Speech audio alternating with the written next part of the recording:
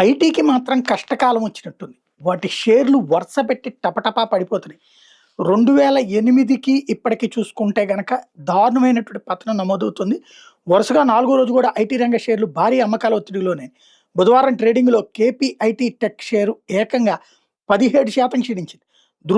June త్రైమాసికానికి పనితీరు అంచనాల కంటే తగ్గవచ్చన్నటువంటి కంపెనీ వ్యాఖ్యలు ఇందుకు కారణమైనయి. మరోవైపు సెన్సెక్స్ నమోదిత HCL tech 3.46%, tech Mahindra 3.06%, TCS 2.55%, Infosys 1.51% క్షీణించినాయి.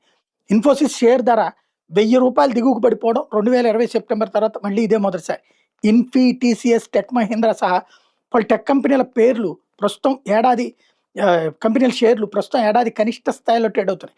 TCS, Infosys, Wipro, LTI, mind tree stocks తమ ఆల్ టైమ్ రికార్డు గరిష్ట స్థాయి నుంచి కనీసం 50% పతనమైంది.